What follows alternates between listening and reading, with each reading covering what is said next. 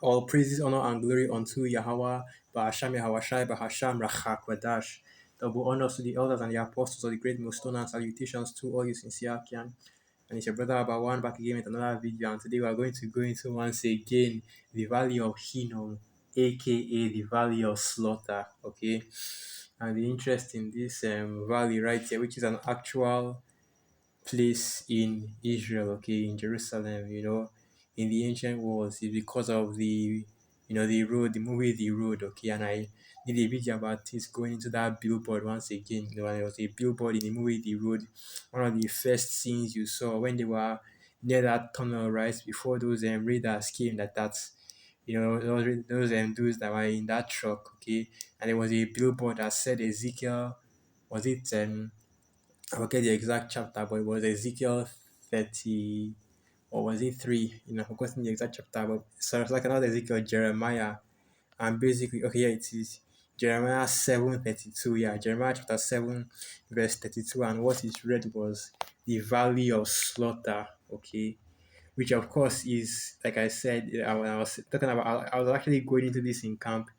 It is a Bible, a parable, a spiritual name for Babylon, America, Babylon the Great. Okay, because just like the Valley of Hinnom in the ancient world, America, Babylon the Great is also similar. Okay, in likeness to the Valley of Hinnom, spiritual Sodom, spiritual Egypt, spiritual Babylon, and the spiritual Valley of Hinnom. Okay, so now the first thing I'm going to do is I'm going to get the book of Jeremiah, the third chapter. Okay, and that should be the yeah, it's like I've forgotten the exact precept. I've forgotten the precept again. It's like this is why we need the kingdom, man. My memory is too bad. Okay. Okay, well, Jeremiah 7. Yeah, now I remember. Jeremiah 7, verse 37, I believe. You have to bear with me. My memory is pretty bad. Alright. I did it again. Let me just type it in.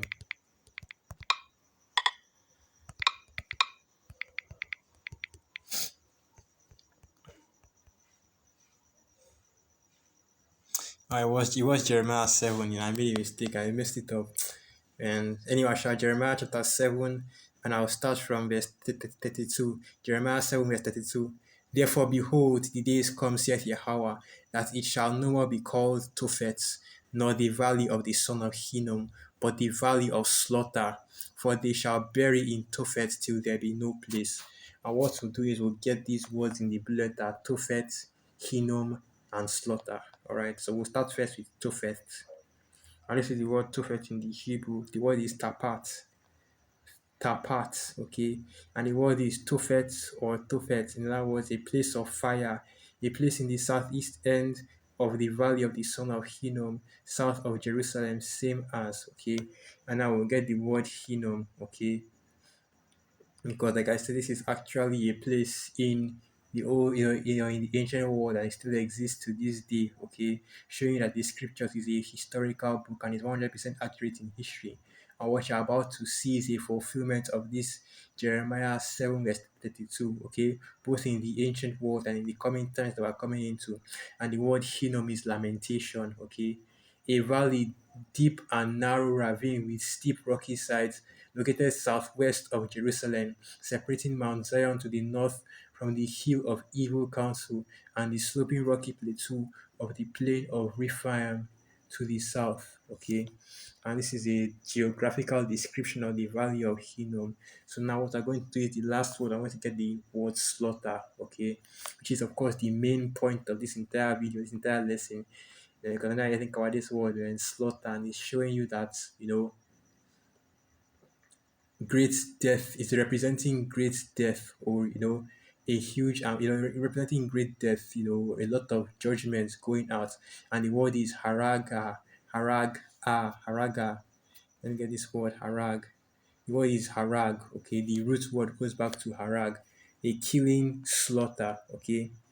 And the word is harag, slaughter. That's basically what the slaughter is in the Hebrew, harag. All right, so now back to the precepts, Jeremiah 7 verse 32. So now let's get some background on Hinnom, or the valley of Hinnom. And this is the best, this is the best website I could get that shows you all of the um, legends, all of the information concerning the valley of Hinnom. And here you can see a map, okay, and you can even see photos of the actual valley. And of course, you can see a map. So, that's you see the different structure. Trying to remember, trying to that's why I trying to talk. But you see different locations in the you see the different locations in the land of the Fertile Crescent in the Middle East, and then you eventually see the Hinnom Valley, the Kedron Valley, the Temple Mount, the City of David, which is in Judah, okay, the field of blood, which is the field that, if you remember, if you know your scriptures, you know exactly what this field of blood is. That's where the Judas, put himself to death, okay. And that's where the Pharisees, and it's had this, they turned it into a graveyard basically. And then right next to it, northeast, it's like a northwest, north, northwest of it is the Hinnom Valley, okay? And that is the main point that we're talking about. And this is the modern map, but that is the main point that we're going into, okay? The Valley of Hinnom. And here, and let me see if I can get that. I think this should be its Valley of Tiropion or something like that. I think that should be where the Valley of Hinnom is, but let's just get the point, okay? Which is the Hinnom Valley overview. Just get some information about, just to get some information concerning the Valley of Hinnom, okay? So now Hinnom Valley overview. Location. The Hinnom Valley is located just to the southeast of Old City Jerusalem. The Hinnom Valley joins the Kidron Valley just to the southeast of Old City Jerusalem. So toward the southeast of the towards the southeast of Jerusalem, then you had the Hinnom Valley, okay, and the significance of the Hinnom Valley, which of course we will go into as well. Today, it looks nothing like it did during the Old and New Testament period. It was an ugly place where ugly things happened. So now the historical background. In the Hinnom Valley, the city dumped its waste and burned their trash. Because the Hinnom Valley is located on the southeast side of Jerusalem, the prevailing winds carried the wind away from the city. For this reason, it became a city dump. Dead animals from temple sacrifices were thrown there to rot and be eaten by worms and maggots.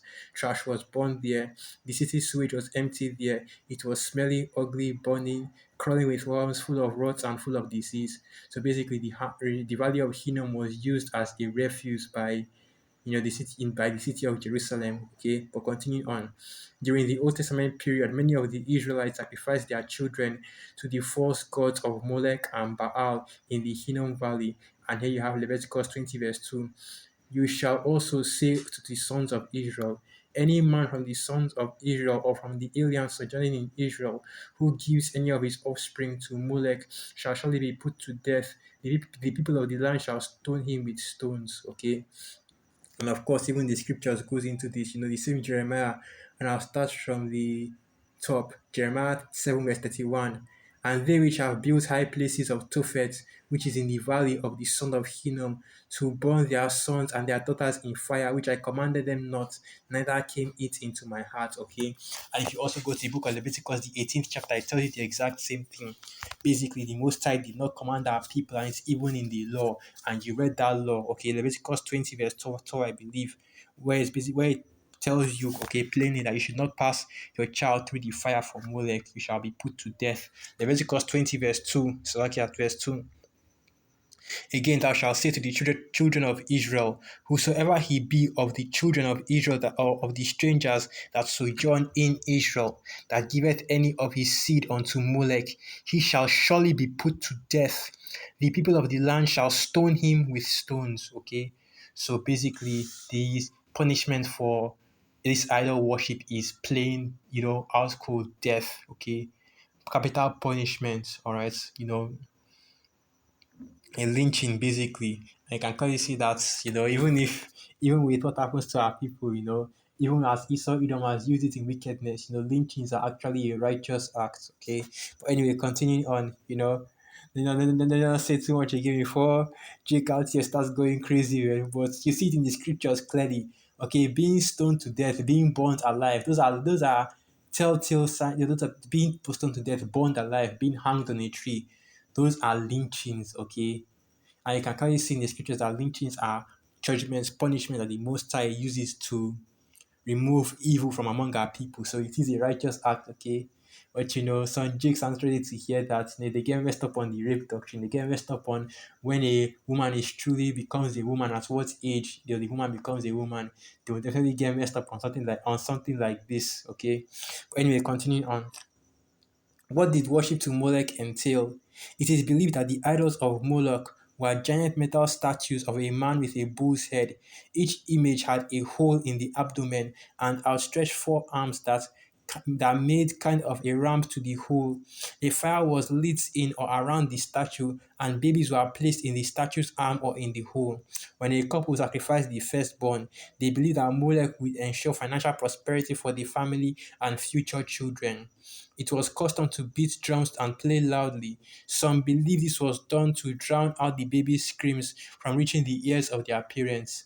And basically, human sacrifice. And that was what was being done in the valley of Tophet, in the valley of Hinnom, when the Most High Yahweh Basham Yahushai gave this prophecy to Jeremiah. Okay, basically in the valley of Hinnom, there was you had human sacrifice going on. Basically, um Jake, okay, you Israelites, you so-called Negroes, Latinos, and Native American Indians, our people were committing, idolatry, whoredoms against the Most High Yahweh Basham Yahushai by making their children, firstborn sons, firstborn daughters, to pass through the fire for Molech. Okay, so continuing on.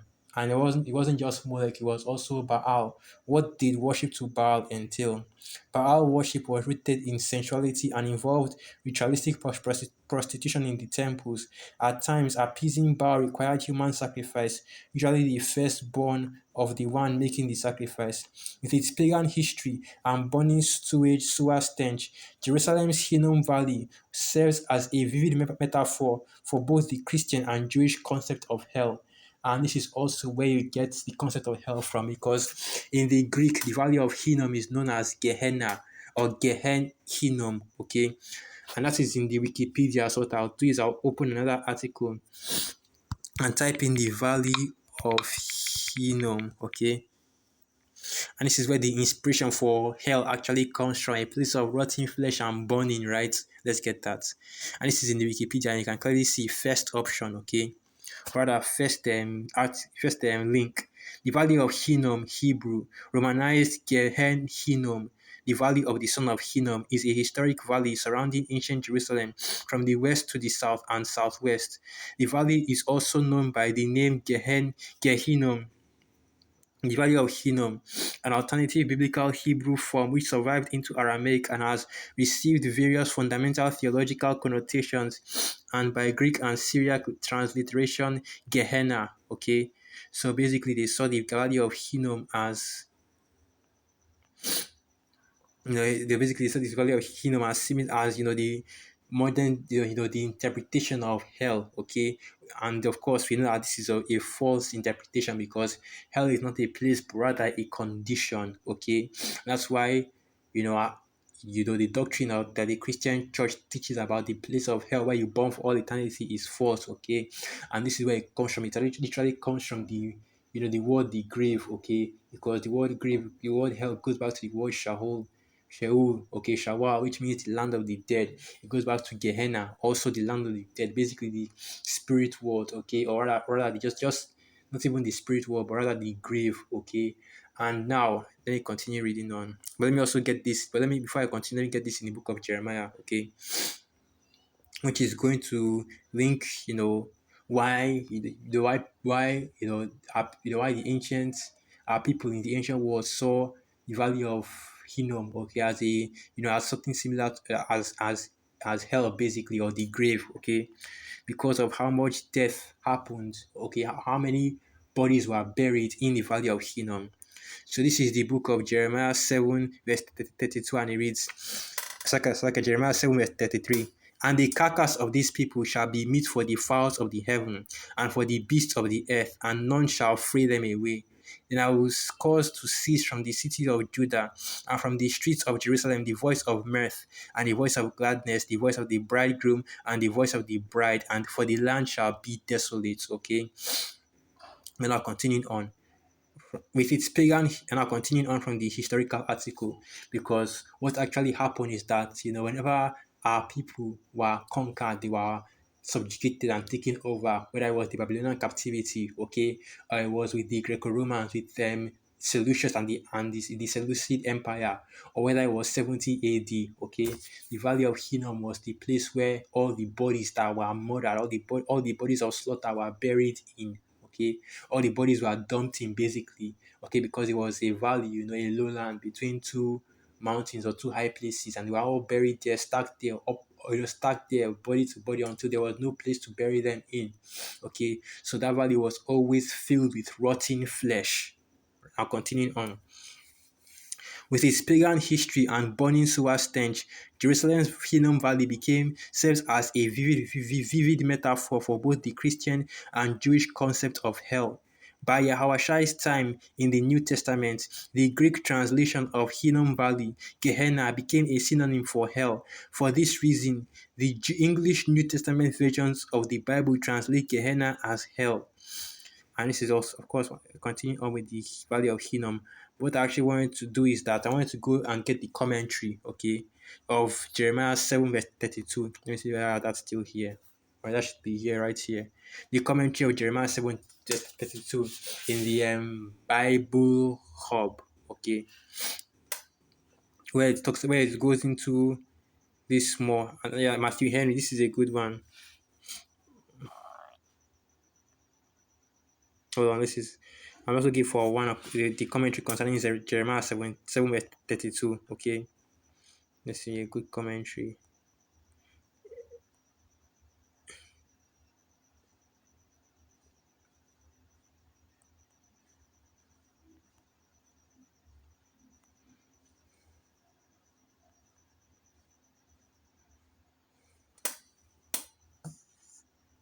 This is what I'm looking for. The Matthew Henry commentary is what I'm looking for. I'll start from the Jamieson Fawcett Brown Bible commentary.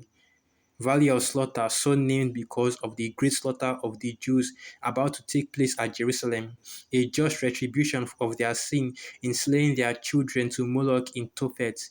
No place, no room, namely to bury in, so many shall be those slain by the Chaldeans. And that was, like I said, that was a burial ground, a mass grave for all of the people that were slaughtered in all the captivities that our people went into. Okay. And I continue on to Matthew Poole's commentary. It shall no more be called Tophet, nor the valley of the son of Hinnom. They were called so after this and are known by those names to this day. But the meaning is they shall acquire a name from another occasion that shall suit them as well. For the great slaughter that shall be made there, or rather thereabouts, in and about Jerusalem, and therefore called the valley of slaughter, from the effect of slaughter, as Judas's field was called Aseldama, being a place for burying of the slain, as the next words show. They shall bury in Tophet till there be no place. Either there shall be so great a slaughter made upon that spot by the Chaldeans, that they shall bury as many as the place will contain, and the rest of the carcasses they shall throw on heaps to rot above ground, for to lie unburied is frequently used as a curse on such, the burying of the dead being accounted as a thing sacred and a significant simple symbol of the resurrection, or those that are slain in and about Jerusalem at the siege and taking of it shall be carried thither to be buried, either because there shall be no burying places left about Jerusalem, or that the other valley shall be filled till there be no place no for more, that hereby it may be so polluted that no thoughts of holiness may remain in it. For a dead carcass under the law was unclean, and that which was before was a valley of pleasure and great delight, and they had dedicated to God shall now be a valley of slaughter. Okay. And now for the link to America, Babylon the Great. Okay, so going back to Ezekiel, the 37th chapter, let's get that. Ezekiel 37, which of course, it also speaks about a valley, but the valley that it's talking about is the valley that's the dry bones, which represents the nation of Israel, both the northern and southern kingdom would rise from, and that valley, of course, being a lowland representing Babylon the Great. So let me get that precept, okay?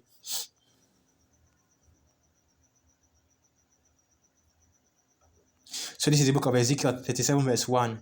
The hand of Yahweh was upon me and carried me out in the spirit of Yahweh and set me down in the midst of the valley, which was full of bones. Okay, and that valley, of course, represents a lowland. Okay, because this valley right now is representing Babylon the Great, and right now, okay, as you're seeing prophecy being fulfilled, the dry bones, which is the nation of Israel, is rising up again. You read on down in the precepts, you read on down in this chapter, and it shows you that the dry bones is actually the nation of Israel, and they are being raised up, being given flesh, sinews, and of course, the breath of life through our Lord Yahushua. Okay, but the significance, okay, the important thing that the main thing that we're collecting from this chapter is not the raising up of our people. That's another topic for another day.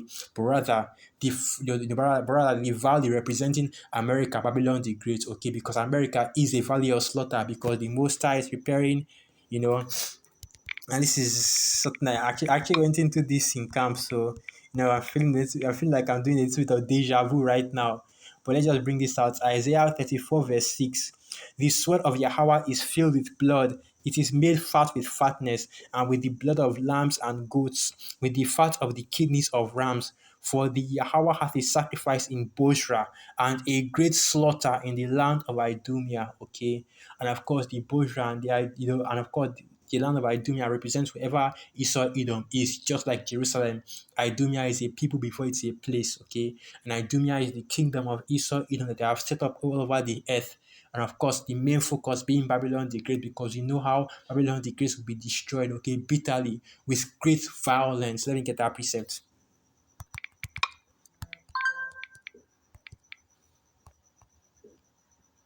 So this is the book of Revelation 18, verse 21. And a mighty angel took up a stone like a great millstone and cast it into the sea, saying, Thus with great violence shall that great city Babylon be thrown down, and shall be found no more at all. Okay? In other words, the city is going to be destroyed, and the burning shall be forever. Okay, it shall be eternal. In other words, the destruction of Babylon the Great shall be an eternal monument for all eternity, all throughout the kingdom. That's why the scriptures say that Babylon the Great will not be inhabited, neither will the Arabian page 10 there, but it will become a desolate place, okay, and a sanctuary for dragons of the wilderness, for every unclean and hateful bird. In other words, only desert animals will be dwelling in Babylon the Great real soon, man. But it does not change the fact that Babylon the Great also represents America. Babylon the Great also represents a great altar, another valley of slaughter in which the Most High Yahweh Basham Yahushai will pile the bodies upon the bodies until there is no longer any room, okay, for more bodies. Because let's get that. The slain of Yahweh shall be many. But I also want to get is it the 2/3 or I shall cut off 2/3 of the land shall be cut off and die. But let me get this first. Isaiah 66, verse 15. For behold, Yahweh will come with fire and with his chariots like a whirlwind, to render his anger with fury and his rebuke with flames of fire. For by fire and by his sword will Yahweh plead with all flesh, and the slain of Yahweh shall be many. Okay. And also, let me also get this. No need to bring that one out. No need to bring that one out. Okay. And also, another thing I wanted to talk about, I should actually brought this out first, but you know how? Let's go back to Jeremiah, the 7th chapter. Okay, just to refresh just as a refresher, okay, Jeremiah 7 verse 32. Therefore, behold, the days come, saith Yahweh, that it shall no more be called Tophet, nor the valley of the son of Hinnom, but the valley of slaughter. For they shall bury in Tophet till there be no place, and they shall bury in Babylon till there be no place, because as the scriptures say that we shall when the after the destruction we shall hire how does it go, men of eternal or perpetual servitude, right? I've forgotten how this precept goes, but basically the men of that we shall bring in, we have people, we have the heathen going around and burying the bodies of the slain, okay, the bodies of the people that are destroyed, But of course, that's not going to happen in Babylon the Great, because you already know that the nukes are going to basically turn everything to dust, okay? So there's not going to be any bodies to bury in Babylon, because everything will be turned to dust or will be turned to nothing, vaporized, right? So this is talking about in other places that once actually, visited with the nuclear destruction of Yahweh Basham Yahushai. But now Jeremiah 7 verse 33. And the carcass of these people shall be meat for the fowls of the heaven and for the beasts of the earth, and none shall fray them away. Okay.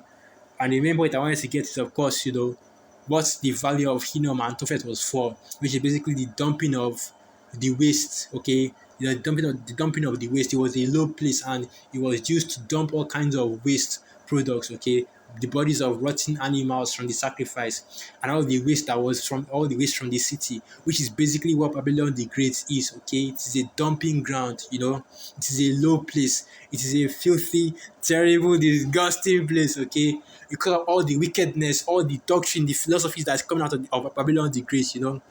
STDs at an all-time high, disease at an all-time high. Okay, wickedness is at an all-time high. It is a rotten, stinking carcass at this point, man.